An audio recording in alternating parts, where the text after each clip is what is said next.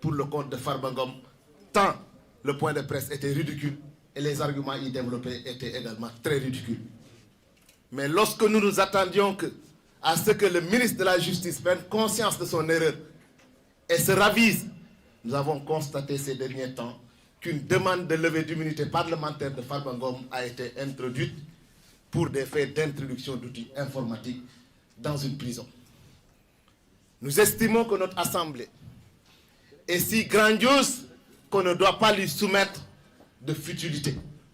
Parce que d'abord, l'infraction pour l'introduction d'outils informatiques dans une prison est une infraction sanctionnée d'1 mois à 6 mois pour la personne qui introduit. Le détenu n'est même pas poursuivi dans le cadre de cette infraction. Mais mieux, c'est le code de procédure pénale qui parle même des situations d'indiscipline pour conforter le règlement intérieur de l'administration pénitentiaire et qui parle d'isolement en de cas de violation de la discipline de l'administration pénitentiaire. Donc, il ne parle même pas d'infraction.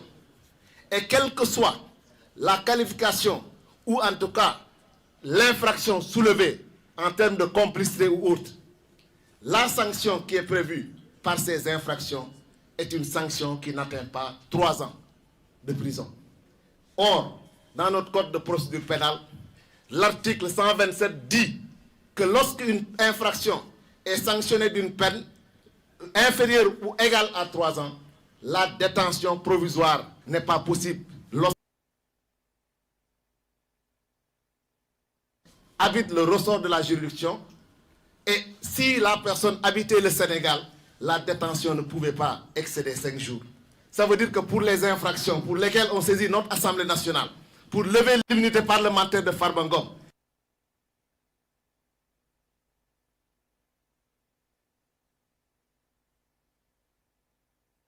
déféré devant un juge d'instruction sur la base de cette infraction qui est sanctionnée.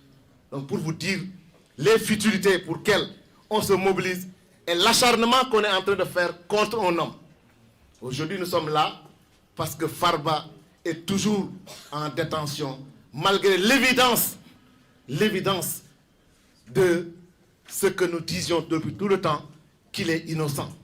Il est en détention parce qu'il y a une collision dangereuse que tout le peuple doit lutter contre, la collision du pouvoir exécutif et du pouvoir législatif, laquelle collision neutralise l'indépendance de la justice. Je m'explique. Pourquoi cette collision dangereuse qui fait disparaître même notre état de droit entre le pouvoir exécutif et le pouvoir législatif? C'est un premier ministre qui, au perché, dans la commune de Farba, avait menacé de le poursuivre. C'est ce premier ministre qui également a indiqué que le ministre de la Justice est sous sa tutelle et que lorsqu'il lui donne des instructions, il s'y confie. Et c'est ce ministre de la Justice qui a sollicité le parquet, parce qu'ils ont un rapport hiérarchique, lequel parquet a demandé la levée de l'immunité parlementaire de Farba Ngom. C'est l'Assemblée qui est saisie, donc c'est le pouvoir législatif. Et c'est ce même Premier ministre qui nous dit qu'il a la majorité à l'Assemblée nationale. Donc il centralise à la limite le pouvoir exécutif et le pouvoir législatif, et la demande de levée de l'immunité parlementaire a été automatique et Farba est en détention depuis plus d'1 an. Donc vous avez vu l'incidence du pouvoir législatif, du pouvoir exécutif sur le judiciaire et qui bloque l'indépendance de la justice, quoique les juges veulent être indépendants, et j'y arriverai. Parce que Farba a été mis en détention. Pendant 1 an, il n'a pas été entendu au fond. Mais lorsqu'il a été entendu au fond, c'est un juge du siège qui dit que les fonds qu'on reproche à Farba de détenir proviennent d'un compte qui a été régulièrement alimenté parce que provenant de transactions régulières avec l'État du Sénégal. Et que dès lors que ces fonds ont été régulièrement validés par le juge, il estime que leur nature a changé dès lors qu'ils ont quitté ce compte pour retrouver le compte de Farba Ngom. À partir de ce moment, ce juge vous dit il y a des contestations sérieuses par rapport à l'établissement de l'infraction de détournement de deniers publics et en conséquence, il pouvait lui donner la liberté parce qu'il a même lui-même estimé que sa détention n'était plus nécessaire. C'est un juge. Donc la justice est encore indépendante.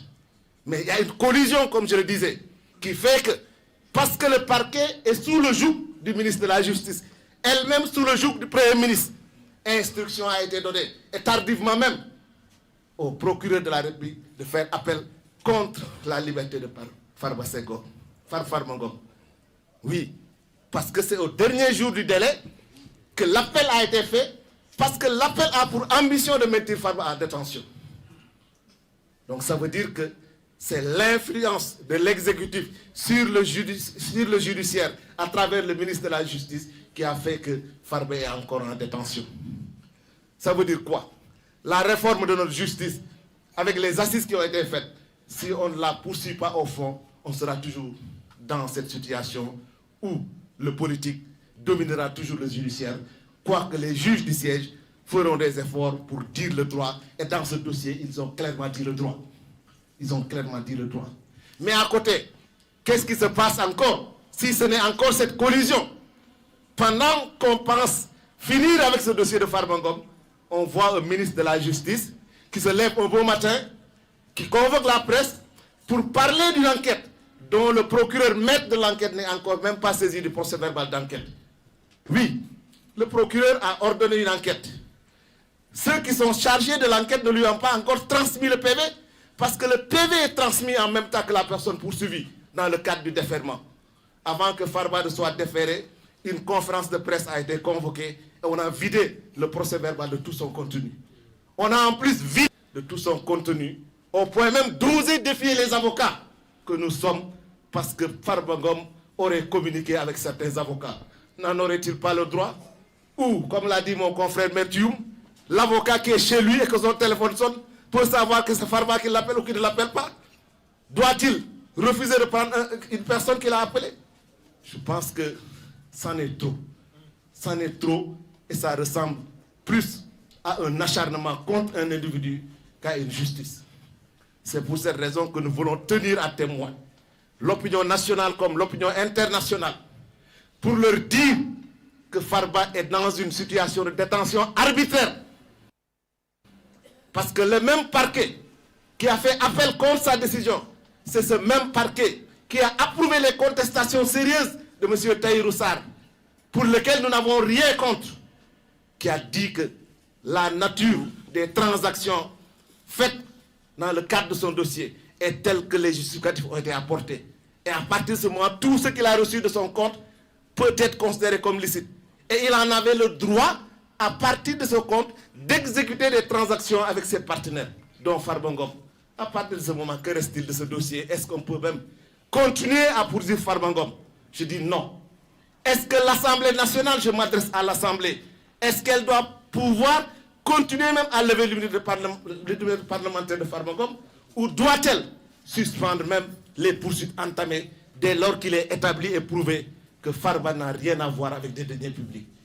Alors il faudrait qu'on s'oublie et qu'on sache que la justice, ce n'est pas la justice d'un individu, elle nous concerne tous, et nous tous nous devons travailler à ce qu'elle soit une justice sereine, une justice qui se fiche sur nos lois, mais qui ne se fiche pas sur des personnes, parce que des individus dans la zone de Farba Ngom, ils veulent l'anéantir et survivre politiquement. Donc c'est les développements que je tenais à faire dans le cadre de ce dossier. J'en appelle à la justice de rester debout, parce que les juges du siège sont debout, parce que c'est eux qui ont rendu la décision qui a mis en liberté provisoire Farba. Mais c'est le parquet, par le truchement des voies de recours qui le maintiennent en détention, qui ont continué à maintenir Farba dans cette détention. C'est ce que j'avais à dire. Je vous remercie. Merci Antoine. Nous passons la parole maintenant à notre confrère Baboucar Sissé.